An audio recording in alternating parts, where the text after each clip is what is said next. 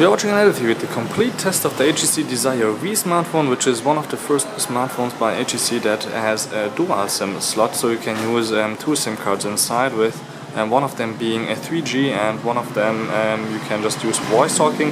Only one of them will be available for really 3G, so you have to switch if you want to use the 3G part in another country. Then, as you can see here, we have a 4-inch display, actually 1 GHz dual-core processor, and we have Android 4.0.3 running.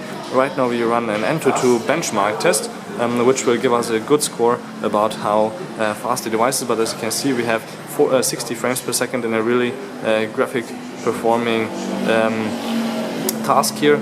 This one has 32 frames also, but while this is testing, let's check out the device. As you can see here, we have volume control on the bottom. There is the microphone actually on this side. We have micro USB, and on the top there's the volume and on and off switch. On the back we actually have the 5-megapixel camera with one flash, and this device will be available also in white and in red as far as I know. And on the other side we have the volume control or volume rocker actually. You have to take off the whole bag to get to the SIM card and micro SD, where you will actually get 2 gigabytes with this device. As you can see, the score was 2700 almost, but I didn't put in any I/O test, so I didn't test actually the SIM card. Submitting scores, it will show us that it's of course not as fast as an NVIDIA Tegra 3 device, and for example the Samsung Galaxy S2 got up to 14,000, so the HTC Desire V is actually not the perfect device, but it's enough for most people, and especially since it got dual SIM and a really nice and beautiful display. This is one of the perfect devices for you on the go. With 4 inches, it's not even bigger than an iPhone 4, due to this fact that the bezel is really slim. We only have touch buttons actually on the front. There is no hardware button to turn it on when it's in sleep mode, so you can't really turn it on right here, so you have to really hold it in your hand and press it on the top. That's maybe one of the reasons I wouldn't buy the smartphone. Otherwise, we have the HTC Sense software here, so you can see, you can just maybe, for example, start writing a text message by dragging it right there, hit compose, and then you will be able to see that the keyboard is actually really nice and fast, and it of course gives you even some extra help, so you can write even quicker. It actually even supports the connecting the buttons part, but I haven't tried it out yet. And as you can see here, you can send it from the first SIM card or the second SIM card, but we have actually none right now inside. But it's a really nice thing, and you shouldn't hit the wrong one if you are actually not in the country where that SIM card was right there. It's the same thing actually for the phone. Once you start typing a phone, you actually can see it right here. You can filter the contact, close or reopen the keypad. So you can just, if I want to call somebody, it will ask you before probably. You can't use it right now because you don't have a SIM card, but it will ask you which SIM card you want to use, so that's quite nice. And now let's get to the games. As you can see here, we have Angry Birds Space of course installed, which starts up quite quickly, and we don't want any tips. Anyhow, what's happening? Maybe I just flipped the phone too fast. Okay, this is a little bit of a glitch, I'm sorry for that. Let's turn on and off the display again, maybe that helps. There we go, and let's start Angry Birds again. Or just kill the task by... oh, there we go.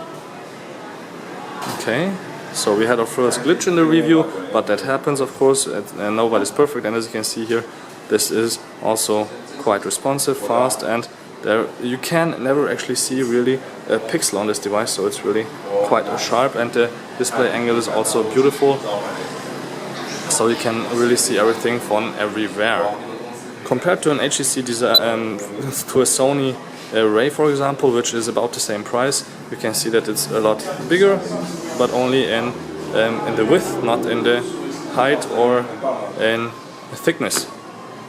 So the Angry Birds passed. Let's try out Temple Run.